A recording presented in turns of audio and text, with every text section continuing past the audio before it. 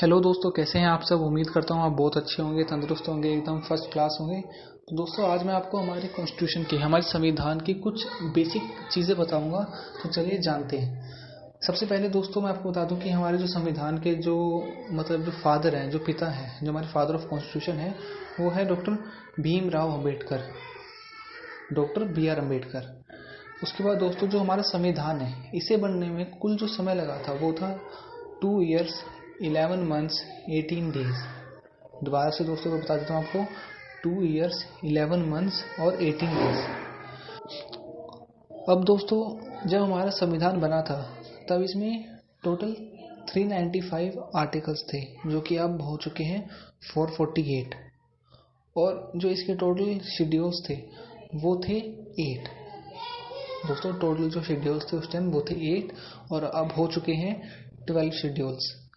और उसके बाद दोस्तों, जो इसमें टोटल पार्ट्स हैं वो हैं 22। तो दोस्तों, इसमें जो पार्ट्स है टोटल वो है 22। और अभी भी और अब हम बात करेंगे दोस्तों सिटीजनशिप के बारे में। जो हमारा भारत है, जो हमारा इंडिया है, इंडिया के अंदर सिंगल सिटीजनशिप है। और अगर आप जैसे अब हम बताएं कि जैसे जो ड्यूअल सिटीजनशिप होती है, अगर सिंगल सिटीजनशिप है तो आप बोलेंगे कि ड्यूअल सिटीजनशिप होगी कहीं पर।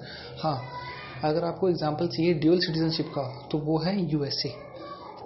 मतलब अगर दोस्तों, अगर कोई अमेरिकी सिटीजन हमारे इंडिया में आके हमारे इंडिया की सिटीजनशिप लेता है तो उसकी जो अमेरिका की जो सिटीजनशिप है वो कैंसिल नहीं होगी। वही अगर हम हमारे भारत को देखें, अगर कोई इंडियन यहाँ की सिटीजनशिप ले रखी है उसने, उसके बाद अगर वो अमेरिका की सिटीजनशिप लेता है, फिर अदर किसी कंट्री की सिटीजनशिप लेता है, तो उसकी जो इंडिया की जो वो सिटीजनशिप है वो टर्मिनेट हो जाएगी ऑटोमेटिकली। उसके बाद दोस्तों हम आते हैं यूनाइटेड एडल्ट फ्रेंचाइजी के पास। दोस्तों, पहले क्या था, 1989 से पहले जो वोट देने का अधिकार था वो सिर्फ और सिर्फ 21 साल से ऊपर के नौजवानों को, लड़के लड़कियों को देने का अधिकार था। लेकिन जब से 61st अमेंडमेंट एक्ट आया है 1989, उसके बाद से जो 21 ईयर्स की जो एज है उसे डिडक्ट करके 18 ईयर्स कर दिया है। मतलब पहले 21 साल से ऊपर का जो आदमी है वो देगा वोट, लेकिन अब कर दिया है 18 ईयर्स का, जो कि आप बहुत अच्छे से जानते हैं। अब आती है हमारी दोस्तों कस्टडियन ऑफ कॉन्स्टिट्यूशन। मतलब कि हमारी जो संविधान है, हमारे संविधान का जो सबसे एक जो इसे हम कस्टडियन से हम मेन पार्ट बोल सकते हैं वो है सुप्रीम कोर्ट। दोस्तों, जो सुप्रीम कोर्ट है वो आता है हमारे आर्टिकल 124 आर्टिकल में आता है कौन, सुप्रीम कोर्ट।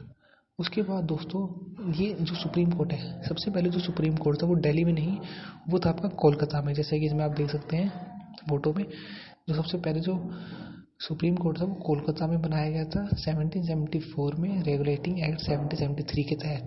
लेकिन उसके बाद कोलकाता से जो सुप्रीम कोर्ट है वो दिल्ली ट्रांसफ़र कर दिया। क्यों? क्योंकि पहले जो अंग्रेज थे, अंग्रेज की जो आपकी कैपिटल थी वो कोलकाता थी। उसके बाद उन्होंने अपनी कैपिटल शिफ्ट कर ली कहाँ पे, दिल्ली में। दोस्तों, उस समय जो जजेस थे टोटल 3 जज थे, लेकिन अब दोस्तों कुल मिलाकर 33 जजेस हैं और एक CJI है। दोस्तों, अब आती है दोस्तों पार्लियामेंट की बारी। दोस्तों, आप अगर दिल्ली में आए हैं तो आपने पार्लियामेंट ज़रूर देखा होगा। गाइस, जो पार्लियामेंट है, पार्लियामेंट आता है आर्टिकल नंबर 79 के अंडर में।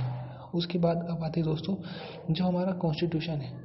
दोस्तों, कॉन्स्टिट्यूशन जो हमारा है इसे 26 नवंबर 1949 को अडॉप्ट किया गया था। मतलब हमारे संविधान को 26 नवंबर 1949 को अडॉप्ट किया गया और इसे फोर्स में, मतलब इसे लागू करा गया 26 जनवरी 1950।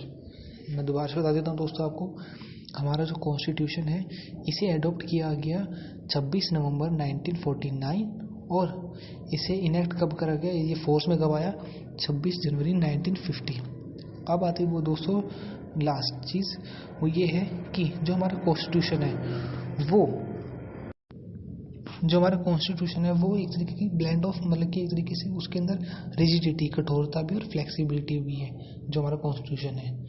तो दोस्तों, अगर आपको हमारी ये इन्फॉर्मेशन कैसी लगी कमेंट करके ज़रूर बताएं। उम्मीद करता हूँ आपको हमारी वीडियो अच्छी लगी होगी, आपने हमारी वीडियो को एंजॉय किया होगा। तो guys, like share and subscribe our channel. Thank you.